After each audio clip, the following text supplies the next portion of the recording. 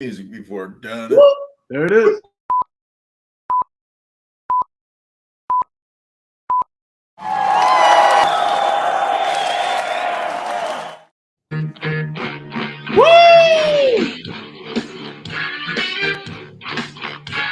You are looking live at the Success Sauce. Success Sauce. New intro. We're live on LinkedIn Live. I just got the notification.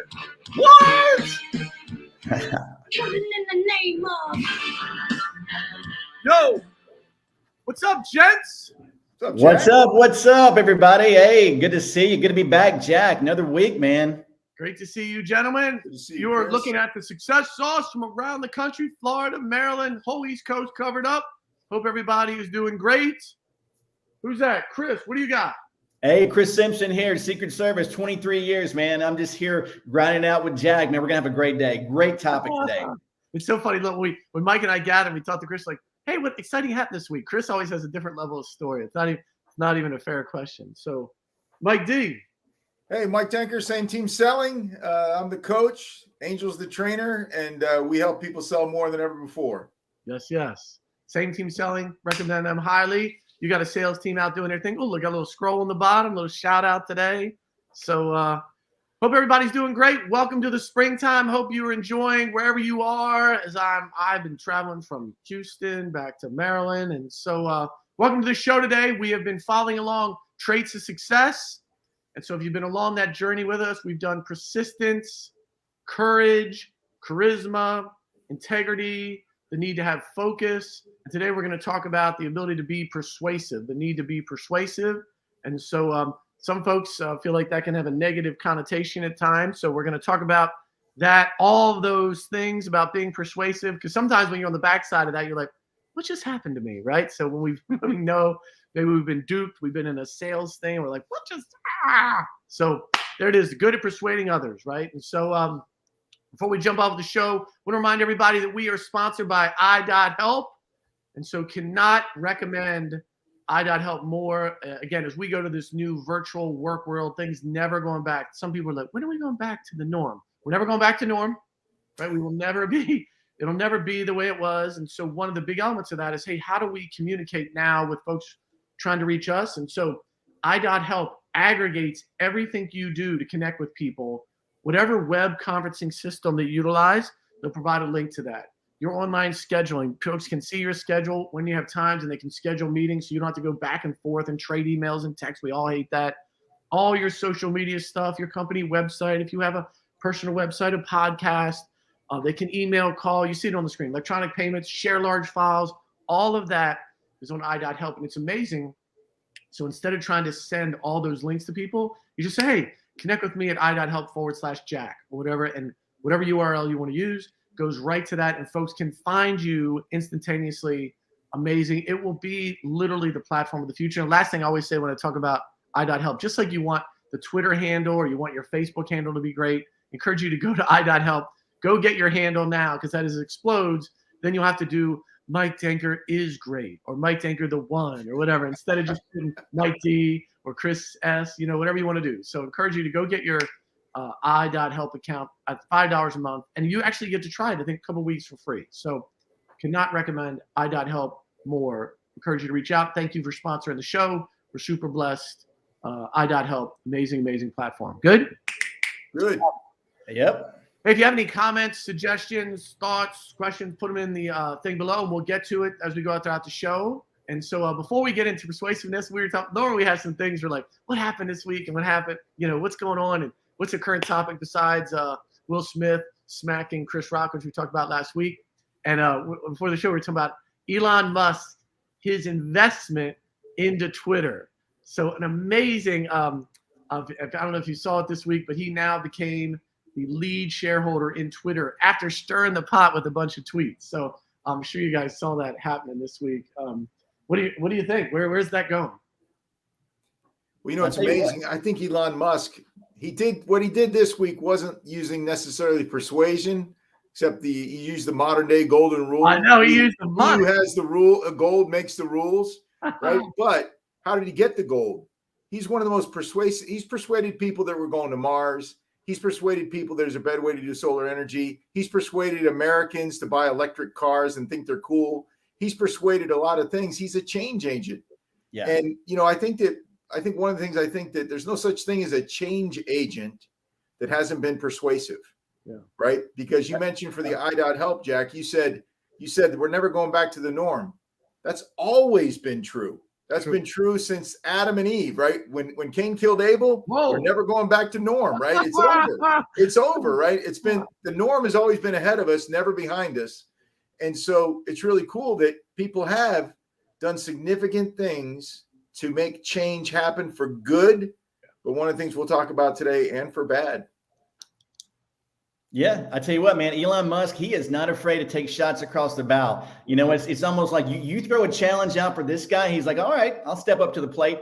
It's almost interesting just to kind of follow him as he goes along because he really is kind of living it out in the public eye right now. Like everything's kind of happening electronically. He's putting communications out for the world to see. And so it's interesting to see this trendsetter, what he's doing, a guy who's just not afraid to take on a challenge. And, he's got the resources to back it up. So it's really, really interesting to see what he's going to do next. It reminds me of Mark Cuban, if you remember, when he had his big payday and, was involved in a lot of things, wanted to find Dallas Mavericks. But one thing, things I love about Elon Musk was, one, you saw the government, we all saw the government's big push, go buy an electric car.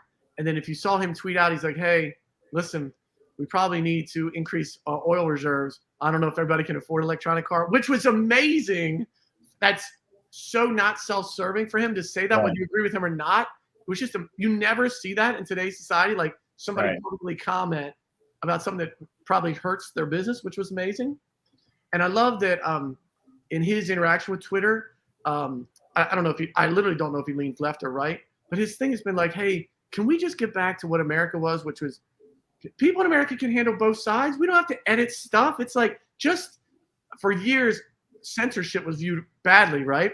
And now the social media platforms feel like they need a whole team of people to censor stuff. And it's like, he just wants free speech. I love it. I tweeted at him this week. I'm like, bro, don't go left, don't go right. Just put it all in Twitter, right? Just let people do their thing and let people, right?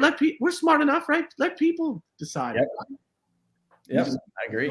Yeah, it'd be so much better if they stop the social media, I don't know what you call it, censorship or whatever. People don't like that word. But if he would just take Twitter and make it just neutral, or all the social media platforms, right? Wouldn't it be better? Like if you just stop, no left, no right, just down the middle. That's what I think people are craving in today's society. Yeah. And if they would stop trying to mold the narrative of our thinking and just allow us to be adults, right? Yeah. And just create our own train of thought, take our opinions, take them, process them, and just come up with our own train of thought. Stop trying to convince me how to think one way or the other. We're grown adult American citizens, man. Just let's put it out there. I'm ready to quite honestly get rid of all censorship. I don't care if they're saying it's for the public safety. You know what? Who's defining that? And then they're saying we're defining that. Like they're taking a position that really they don't deserve to have. So we'll see. Yeah, it's amazing that with this censorship or the voice that we have, is we can't be afraid of it because you've got to help people discover. Right now, everybody's just telling me how to think and telling me what's right and telling me what's wrong. That is going to crush my spirit, and it's going to crush the spirit of our country and the people we love if we allow it to happen. Yeah.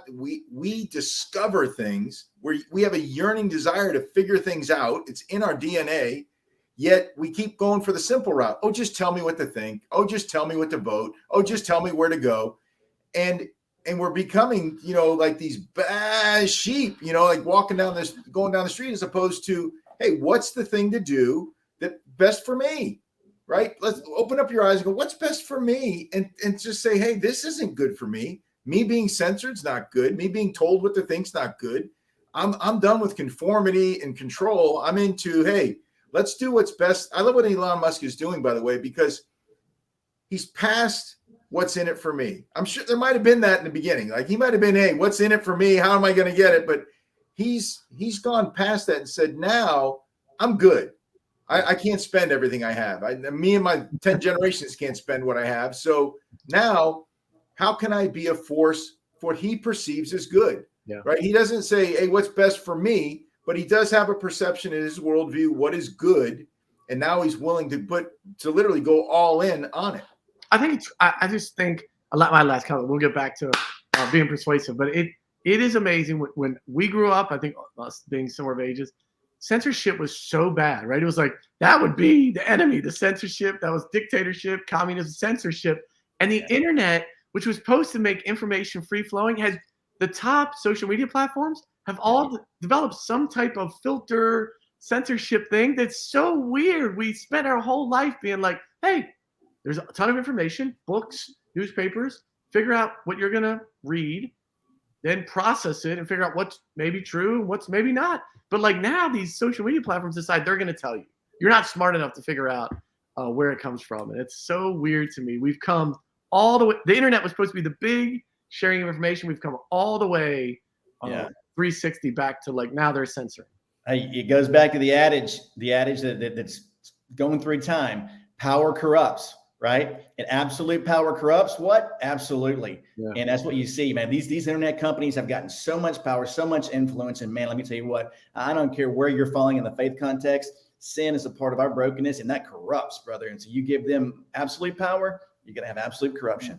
It'll be so interesting to see he just put him on the board, Elon Musk of Twitter. So it'll be very interesting. So he is certainly depending on what article you read, a fly in the ointment on the board of Twitter. And so just excited to see, I forget positions, just down the middle, let folks do their thing and let people figure it out. So that's amazing. So he's the pirate, man. He jumped on the ship. We'll see what happens. I imagine the first meeting, look, people are like, they have their first board meeting. Everyone's looking around. Just imagine. And then the CEO, he's relatively new. You're just like, I wish we could get video of that meeting. That would be amazing. Amazing. I assume they're all trying to play nice, and then it'll explode. So a couple months. But so listen, all that Mike tried to tie it into being persuasive, and so no doubt, I think whether it's an entertainment or business or whatever industry, vertical, anybody that we've heard of has some ability to be persuasive. That's how they got a national platform. That's how we all know their names, because either they're persuasive in communicating and speaking, in music, in whatever, poetry, writing, whatever their thing is, extraordinarily persuasive. And so the first question is, we were talking about like, hey, who do you know is persuasive and what makes them so? So I had some personal ones, and then I have some national ones. So two for me, I would just share real quick, and then I'll ask you guys, and then I have a couple national ones. But for me, there's my business partner who I've worked with for the last 20 years is one of the most persuasive people I've ever been around, including persuading me to work with him a couple times. Amazing. And that dude, I'll just tell you, he does it from a pure intellect standpoint. He is super smart. I tell people this all the time. He literally is. I've never met somebody. I've met really smart tech people, and I've met really smart business people. And this dude is the best of both. He can stand in front of the tech team. He can stand in front of the board, and he uses that enormous intellect, which I assume is also prevalent with Elon Musk, to like really put persuasive arguments in front of people. And he's one of those guys. I'll give you this one story. Like, you go into a meeting, you think, yep, I'm going to do X, whatever. I'm going to ask for a $5,000 raise. And at the end of the meeting, not only do you not get the $5,000 raise, you take $1,000 less in your pay. And you leave and you're like, what happened? How did that happen? And so he's like just full of intellect, that guy, extraordinarily persuasive. And there's just a lot. We'll talk about what traits do that. And the other one I just want to bring up, and I'll ask you guys for one or two, is in my history, I love football. Those of you who follow the show or know me.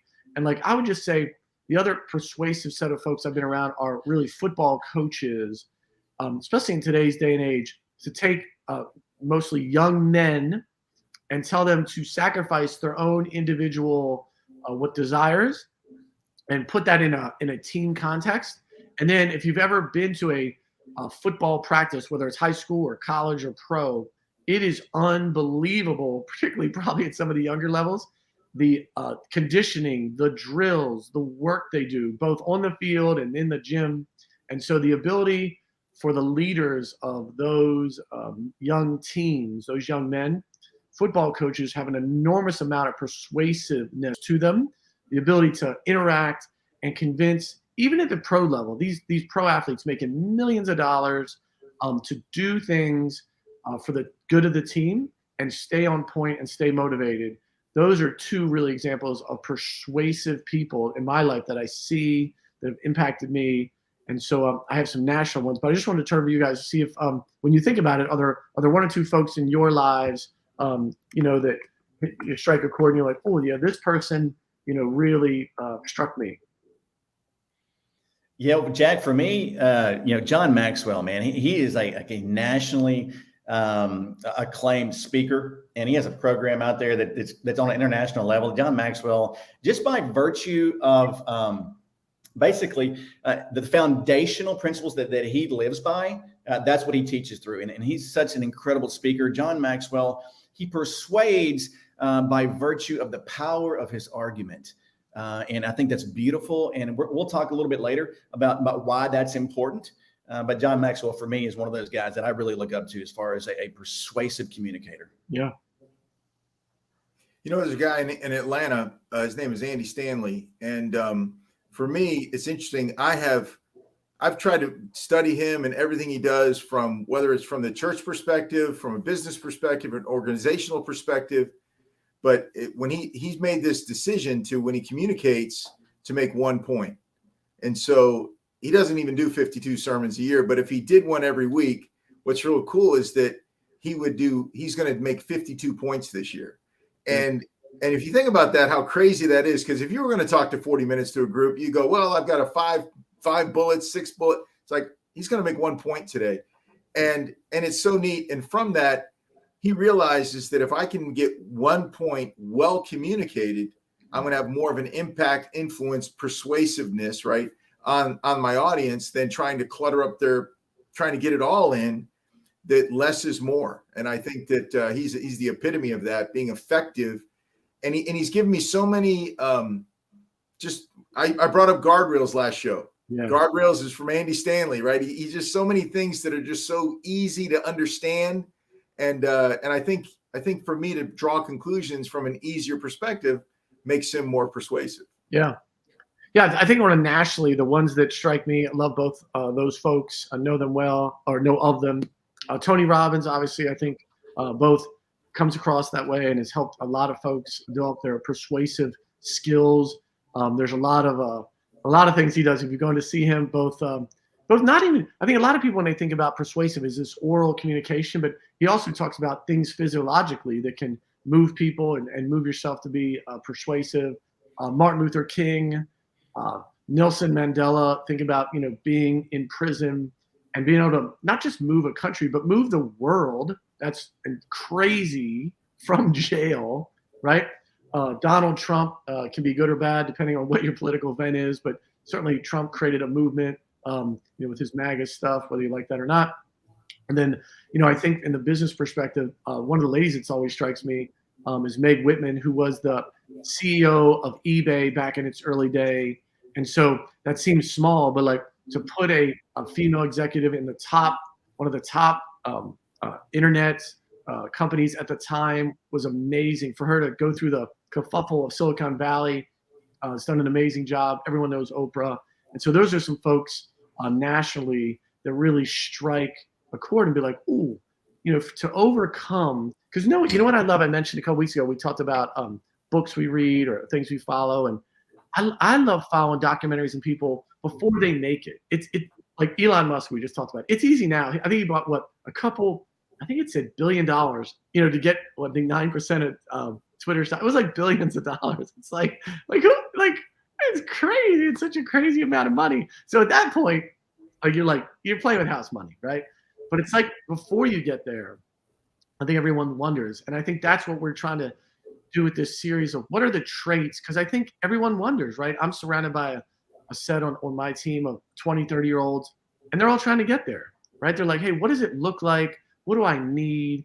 And I think this thing about persuasion, being persuasive, is really undervalued because people are like, it'll just happen. If I'm good enough, I'll rise. And the reality is it's not true. And for me, watching in an organization, it's not once you're at the top. Once you're at the executive level, it all plays out. It's when you're in the middle. It's when you're coming up. The ability to persuade your coworkers, your direct line manager, to share stories, to share ideas, that's where your career is made or broken, in the middle. It's not, it's not later. You know what I mean? It's like literally as you're growing in your career, those small moments that no one sees, and then you pop. And then once you pop, it's easy. You know what I mean? But it's those moments. And so having the ability to persuade people can be so important. And then we can talk about some of those traits. But that's, to me, that's where the importance of persuasion is in the middle part of your career before you're well known, right? Well, if you married up, you persuaded somebody right there, right? I married up. I had to persuade someone to marry me, right? And so there was a lot of power in that. And listen, Did she just call you SpongeBob? Did they just call you SpongeBob? She called me Rainbow King. But when you think about persuading people, for some reason we think that's manipulating people. Yeah. But there's not a class in school called manipulation. It's called debate team. Well, what's debate team? The guy who wins the debate is the one that persuaded everybody else, did the best job of persuading the room. And we use the word influence. That's always seen as positive. They have influence. This person has influence. This is a woman of influence. And persuade means they're really good at persuading people. That's what it means to have influence. If you're not really good at persuading people, nobody sees your side of the fence, nobody comes to your side of the argument, then you're not persuasive, which also means you have no influence. And so your call, you want to live a life of no influence. I don't think anybody on our audience is signing up for that, but you've got to build the skill of persuasion, be a persuasive person. Those skills, whatever the label is, the skills are, that's how you build a platform, right? That's how you have influence, and that's how you make an impact. If you're not persuasive, none of that happens. Yeah, Jack, you really hit upon, I think, the timing of this, right? Because someone who's already in an authority position automatically has a certain gravitas that people are going to listen to them, right? But when you're growing up in your career, like when you're climbing up and you're working your way through to develop the capacity to share ideas in a way that is persuasive to someone else, not that you already have authority over, but someone, perhaps it's just a peer, or perhaps it is someone that's already above you on the ladder, but the capacity to speak into them and to open up ideas and to present them in such a way as to open their mind up, right? Like that is key, because like you mentioned, head coaches in football, look, they're very persuasive, but got to be honest with you, they already have massive authority over these people who they're talking to, right? They can put them on the bench, they can put them in the field, they have lots of authority already there. So they really are, they're playing with a stacked deck already. But the man or woman, right, who is working in an organization, whether it be on the bottom rung or the middle rung or wherever they may be, but that has the capacity and develops the skill set to present ideas in a way to open up the minds of someone that may be closed already, but to open them up to what that looks like from your context by meeting them in theirs, right? And so we can talk about what that looks like, but that really is the timing, Jack, you hit upon it. Developing that early so that when you do reach a higher level of authority, you already have that skill set. And there's many different ways at that point you can use that in a healthy and successful way. Yeah, it reminds me, like in the sports world, we've all heard about especially in basketball, there's a lot of great basketball players that are great at the playground and never make the league. And you're like, wow, why they couldn't, in a skill set, they couldn't cross over. And in the business world, or the organization you mentioned, any organization, the ability to be persuasive is so important. But let me ask you this. Let me ask you guys this. Why do you think, and then we'll talk about the traits of it, right? I have a couple of articles and there's a series of traits, but why do you guys think some people are better at it than others? Is it innate? Is it something they learn? Like it can be, even when we're younger, our friends. Why do you guys think, that some people are better at it or worse at it? Any initial thoughts? Yeah, Jack, I believe that there's a combination of both. Some people are, quite honestly, naturally gifted, right? They're naturally gifted communicators. They're naturally gifted in persuading, and others combine learned skills with it, right? Like the people who have that natural skill set and they add a learned skill to it are incredibly effective. And I think you'll see individuals, some people who have a great empathetic nature have the capacity to meet who they're talking to at their level. Like wherever they're at, whatever it looks like in their context, people have a natural skill set of empathy and compassion, are able to meet them there. And when you can do that, the capacity to open their minds to what you're talking about increases tenfold. Yeah. You know, and we think of it that the gift is some type of words, right? That we're great orators. A great orator is going to be persuasive, but there are people out there living lives that are persuasive, and they're just living life. They're not telling anybody. They're just doing it, and they're driving things forward with great effect. And onlookers look on and go, "Huh, that's something worth following," right? And so, I think everyone can be persuasive. I think everyone can choose the wrong method if it's not what's in their wheelhouse. I think we all have specific personal wheelhouses, and I think that they would do great and benefit themselves to say, how can I use my strengths to develop influence and be persuasive to others from my sweet spot, not somebody else's. Yeah, absolutely correct. Yes, absolutely. Because I mean, when you're walking in your passion, your skill set, your lane, you're incredibly effective. It's when you try to mimic someone else's where you start to lose, right? You lose the spark. That is an absolutely great point, Mike. Yeah. And listen, there's a series of, go to the Google machine and you talk about persuasive or being persuasive or who's persuasive and traits. And so some of them I just wrote down I wanted to bring up and throw them out there for you guys to comment on. So one is from Entrepreneur Magazine. They list some traits of people that are persuasive, right? And which kind of the focus being successful. And so I'll just go through the list really, really quick. And then, we can come back or if something hits a chord, but they know their audience, which I think is so important, right? I think sometimes, especially in the sales business world, we have a pitch and we think, oh, I'm going to do this for everybody. And that's not true. So the ability to know who you're speaking to. The second one was they connect. I love that as well. The ability to reach out to people and be where they are. Can you talk to the CEO and can you, talk to the janitor, amazing. They aren't pushy. They're also aren't, they say mousy. Their body language is important. They're clear and concise. I don't know, but I just want to pause on this one.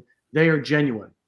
And so it really struck me when I read that because I think people look at persuasion as not genuine, particularly if you put it in the sales world. Oh, you're a very persuasive salesperson, right?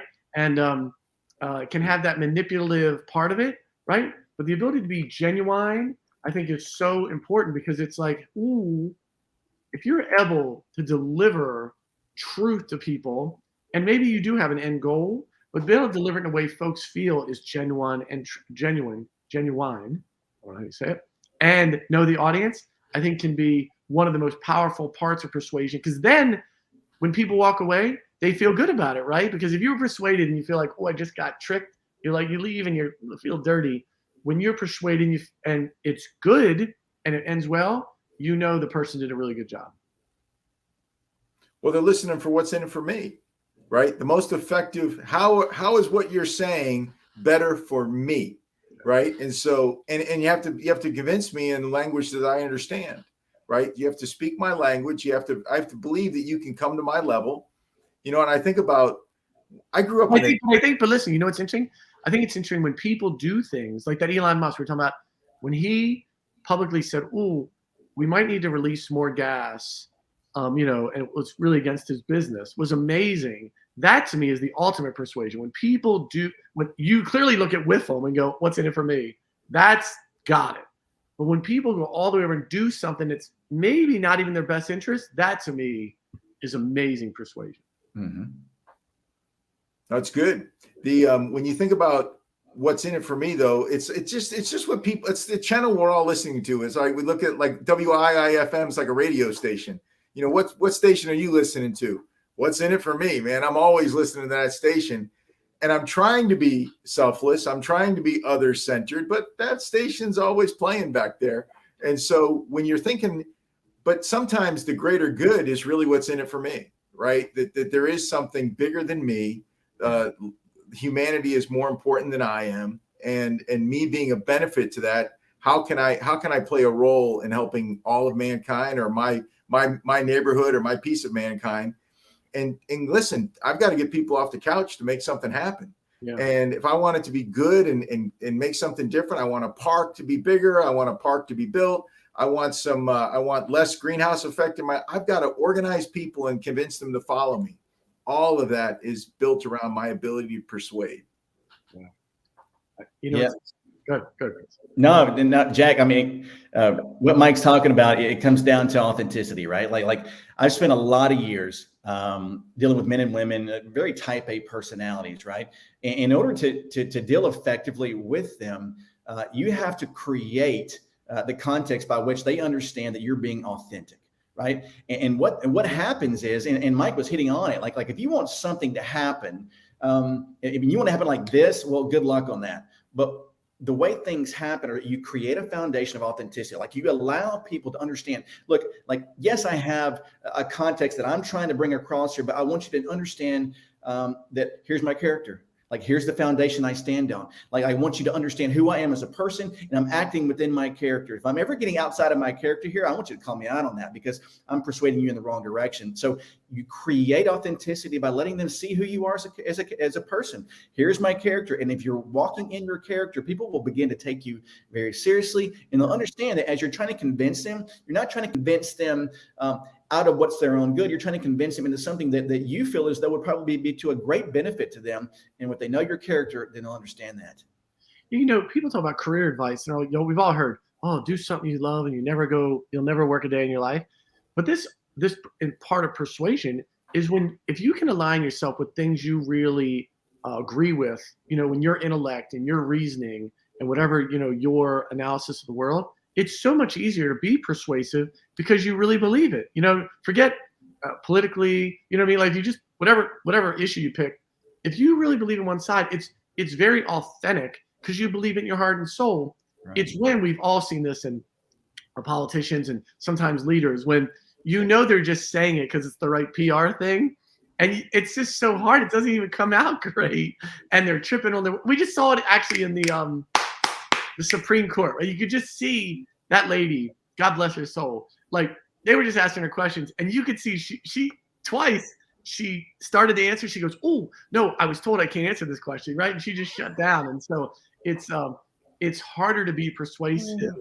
You have to be very manipulative, which we'll talk about because there is a bad part of it when you don't really believe it and it's not genuine, right? It's so important if you can find things that you actually believe in. It makes the first step in more persuasive is if it's earnest and genuine. So I love that. Well, you know, Jack, one of the things that Chris talked about was that character foundation. Yeah. And I think about like all the people out there in the social media world that are trying to build a platform, right? How are you going to leverage? I'm going to build my platform. They're going to leverage my platform. Well, think back to who was the number one social media person 20 years ago, or okay, so too far, 12 years ago, 10 years ago, 8 years ago, 6 years ago, 4 years ago, 2 years ago, 2 months ago. They're all different. Every single one of them is different. Every single person that was on the top of the thing. Now, we make the mistake of saying, oh, they just got knocked off by somebody else. Connected. But that's not true. Their foundation was poor. Their character was poor. It was fake. And so when and then all your energy is focused on holding this thing up. And there's a point where you don't have enough energy to hold up the false walls anymore over the fake foundation. And the people that have a real foundation, a real place to leverage, we mentioned some names today, people that aren't going away. Not only did they not go away in life, they're not going away in death. Yeah. Because their foundation was so solid, the character was so strong that that as they were able to build and leverage influence, it withstood the test of time because it was built on truth. And so I love that quote. Persuasion can go through obstacles that force cannot. And so we've all seen people try to force their way in. We're seeing it right now in other parts of the world, people trying to force, right? Whereas, and interestingly, the other side is persuading us. We're persuaded. We are persuaded that Ukraine is the good guy. It's the fact of the world right now. I'm not going to comment one way or the other, but it seems like I've been persuaded by all the information that Ukraine is the good guy and Putin using force is the bad guy. Ukraine's using persuasion. They just have a will and a persuasive tone, and Putin has power. Right. And you can see it happening where no, our will and our ability to persuade others to support us, right? The president of the Ukraine said, I need to get followers. I need to get supporters. I'm going to take the tact of persuasion and we're going to beat tanks with it. We're seeing it unfold right now on live television. Well, I would say, I had at the last part of the show, but you brought it up. So we'll come back to traits, but this persuasion can be bad, right? So if you search the Google machine, one of the most persuasive people on the list is Hitler, right? Took what he did as part of, World War II, crazy, negative. And I think Putin, depending on your perspective, is close to that world, right? Of trying to persuade people, hey, what are we trying to do? And negative. And so it can be a force for bad just as much as it can be a force for good, right? I mean, those are the things. I think one of the things common between those two examples, Jack, that you gave is they controlled the media, that they controlled the mass narrative, right? So like we were talking about in healthy persuasion, you allow someone to get to know you. You open yourself up vulnerably. You say, "Here's my character. Here's where I stand." Like you're not selling with the veneer over your face. You're saying, "Here's who I am." Right. But in those scenarios, Jack, you hit around the head. Like those people, they controlled all of the mass media. So the people only got to hear what they wanted them to hear. They never got the deep down evil, dark side of these individuals. The public didn't see that. It was always after the fact. Right. It's so crazy because that goes all about where we started with the Twitter thing and things getting, edited, and you only know certain things. And dangerous. Yeah, Mike, when you were talking to, it reminds me of all these reality shows today, right? If you think of Kardashians, probably the most famous. It's such a filtered. Here's the mostly glam part of it, and so the other one I always think about is MTV used to do this thing about these young mothers, right? And they would always cover a certain side of it that was most probably entertaining, that drove ratings. But then you'd see in whatever magazine or in the news piece that was never on TV, all the drama they were going through, right? Whether they were in addiction or divorced or someone got arrested. And it's like, we all live in the same world. You can try to flower it up, but this thing we try to put with social media, the veneer of it's good. The reality is we all live the same kind of life, and there's consequences to everything we do. And to tie that back is persuasion piece is trying to get people to, hey, are you trying to get them to do something that's good for them? Going back to the genuine piece. Or are you trying to get them to do something that's good for you? When you can get those close, they're probably not always overlap, but if you can just get them close, it makes your day better. One of the things we used to talk, we talk about the success piece is having peace. Having peace when you put your head on the pillow, if you persuade people and have success where you're aligning your goals and their goals, and you put your head on the pillow at night peacefully, amen. Then you are aligned and with a lot less tension in your day-to-day life. Well, I think, Jack, you gotta ask yourself, if you're trying to convince or persuade someone to their detriment, you need to sit back and take inventory of where you are in your character. Yeah. That's a question that we all have to ask. If we're going to go into a scenario where we need to persuade someone, the first question has to be, is this for their good, or am I working against the goodness of this individual's life? And if the answer is no, then step back. That's a conversation that doesn't need to be had, or it needs to be reframed. It reminds me of just full disclosure. When I was in college, I was in the timeshare world, and it reminds me. As soon as you said that's what it reminded me of. But there's people going to timeshare tours, like, this is not a good investment, but if you do it this weekend, so mainly that's what came to mind. But full confession, sorry about that. Sorry, God, for about my time in the timeshare world. But I have a couple more. Let me go a couple more traits as we run short of time. Other traits you'll see online: be genuine, left off. They acknowledge the other person's point of view, which can be very endearing, because sometimes we think, if I just overrun somebody, they ask a good question, which is amazing. They paint a picture. I love that. Trying the Whiffum thing. Here's what's in it for you, and creating a verbal picture so they, or maybe written, so they see that and can relate to it. They leave a strong first impression. Again, easy once you've made it. They know when to step back. They greet people by name, small. They're pleasers. And what's really interesting, one of the ones, they smile. And so I think one of the biggest parts of persuasion is the nonverbal part of what happens. The one analogy I would just mention is, we've all been out. Actually last night I go out to dinner. We've all been around a waiter or waitress that's more engaging, right? They show up with a different energy. Maybe they touch you on the shoulder. It's just all the subtleties. Forget what they're saying. Right. It's what they bring to the table. It's amazing. We had a great waiter last night, and it made everything better, right? Because they were engaged in what they were doing. It was so cool. Yeah. I think about that, all those traits, they remind me of Bill Clinton. Bill Clinton, what people have said about him. I mean, I added his name. He was in the list of most persuasive people. I couldn't do it. I couldn't. Well, listen, he is, and he's even. But listen, his persuasiveness has helped him reestablish his platform Amen. in the aftermath. Yeah. And so you can't say the tool is good. That he's good at that skill. Yeah. Right. We can only discuss how he's used the tool, but persuasion is a powerful, powerful tool. And if your choice is to do good in this world, you'll do more good with persuasive skills. Because if you're a leader without followers, you're a lonely guy walking around a parking lot. Yeah. And so you only get followers through persuasion. People say, I want to align with that person because they've convinced me. Amen. I literally just rode through. I was driving from Texas to Maryland. I rode through Arkansas. That's all I could think of. I'm like, all I could think of. I was like, what's in Arkansas? And I was like, how did this dude become president? Like, he was governor of Arkansas. There's nothing in Arkansas. I mean, he is one of the most persuasive people, out of doubt. Bill Clinton, amazing. No, we talked about skills earlier. I'm sorry, Chris, but his wife, she's incredibly persuasive too, with a different set of skills, right? A different approach.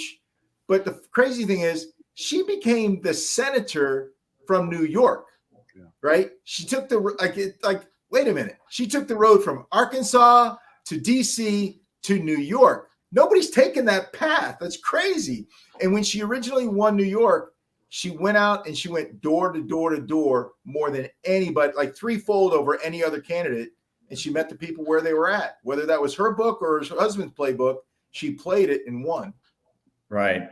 I tell you what, I was up in Minneapolis protecting President Clinton. This was not long after some of the controversies he had to walk through. And I'm standing in the front of the stage, and it's a crowd full of women. I'm thinking to myself, man, this is going to be a tough crowd. He comes out, the place goes nuts. I mean, it's like he's a superstar still. It's his capacity to communicate and persuade people. It just went, it just blew away the controversy he was walking through. And they just were in love with him again. I'm like, wow, I didn't expect this. But, Jack, you brought out some of those traits. Yeah, there they go. They're still going. You brought out those traits, and it reminds me of Dr. Tim Keller, man. Like, he is such an incredible speaker and influencer in the faith world. And what you said about you need to take your opponent's views in total, not selectively, right? And then you need to represent and engage your opponent's position in its very strongest form, not in a weak straw man form, right? When you do that, they begin to really take you seriously and respect your point of view, because you're not hiding their point of view. You're not watering down their point of view. You're taking it in. You're presenting it back to them in its strongest form, whether it's against what you're trying to persuade them at or not. If you speak it back to them in their form and not a watered down version, they will take you seriously. And quite honestly, will open up their ears and mind to what you have to say, because you're not taking their point of view less seriously than you should. Yeah, folks that would dismiss this skill, it's really going to hurt your progress in your career wherever you are.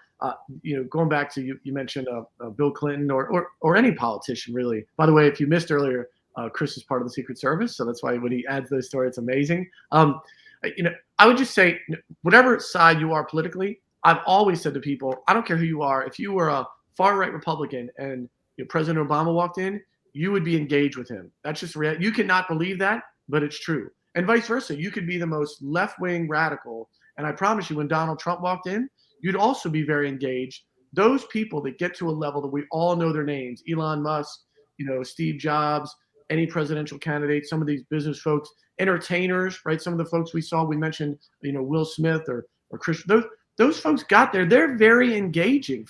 You can be like, no, if they walked in, ... It's just not that way.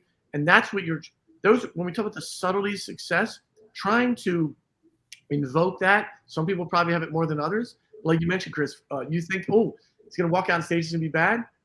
That dude just had presence. And he's like, we talked about it a couple weeks ago, having charisma and the ability to hey, I'm going to move the room with some, honesty, me being myself, and some story I'm trying to tell. So God bless. I mean, it is so important. I just want to repeat, we talked about it, then I'll turn to you guys if you each want to have a thought to wrap. But it's so important in the middle part of your career. The first part, no one cares. You're just starting. People give you a lot of grace. It's fine. But you never get to the top level if in the middle part of your career, you can't persuade your manager, your coworkers, present a new idea. If you can't get through that, it's going to be a struggle as you work your way up the ladder, right? I would say, Jack, if you're in your life, if somebody that's really strong at persuasion and they're affecting your life and you don't like how it's being affected, you can be one of two things. You can be a critic, or you can become better at persuasion than they are, because those are your options. Yeah. That you've got. This is a tool that if you don't master it, you're just going to be beat by somebody else that did. And it doesn't matter what, if you think they're using it for bad, well, then it's your job to use yours better for good. Yeah. So right, Mike. And I tell you what, the capacity to speak into someone's context, right? Like if you want to get to that place where you can persuade someone, you have to speak in their context, because trying to get them to come over to yours, it puts all the work on their side. And quite honestly, it gets tiring and they lose focus with you, right? So when you speak, when you're able to go to their level and with authenticity and vulnerability, so then you actually care for them and the persuasion is towards their good and not for their bad, then you're going to see people start to open up and come to your side. And it's a skill set that young executives, that young people up and coming, whatever the sector they're in, if they could learn that, become authentic, meet people where they are, speak for the things that are for the good of your person you're talking to, and watch what happens. The ripple effects of that are incredible. The two things that stick with me in that list of traits are know your audience and then acknowledge the other person's point of view. I just think today one of my friends, we have this men's group we meet, and they're like, people go into social media thinking they're going to change someone else's opinion, but no one's opinion gets changed on social media. That's a waste of time. No one's going to social media. I'm going to log on today to have my opinion changed. It's just not true. And so as you become a good persuader, being good at persuasion, the ability to acknowledge the other person's point of view, give it life, give it standing, give it credence, relatable, then, only then, can you potentially move them. But if you're just going to keep telling them, oh, what you think is wrong, oh, what you think, it's like you just go bang your head against the wall. And those people get in those long social media banters, you're like, this is just a waste of time. It's just a waste of time. It's so ridiculous. And so trying to be relatable and acknowledge what the other person's saying, because there's validity there. If it was easy, I say all the time, if it was easy, it would already be done. You know what I mean? If this is around gun control or whatever major topic, if it was easy, it would have been solved. Homelessness in the U.S., food, scarcity, it would have been solved if it was easy. So crazy. No, man. And trying to do it over a screen is exponentially more difficult than doing it in person. When you're having that eye contact and you can really open up to someone, it's a lot different. And I've been told this, and this has played out over my life. Share the good news with people, share the good news with people, share the good news with people. And if necessary, use words. You know what? Live your life, be a quality person. Let them see how much you love them. If you got to use words, so be it. Because I'm telling you, a life of kindness and love and compassion is much more persuasive than any vocabulary I could absolutely come up with. Amen. We don't have time to dive into this, but one of the things you bring up that it's going to be real over the next 5 years is trying to take that thing that a lot of it was done face-to-face. What is it in politics? Shaking hands and kissing babies.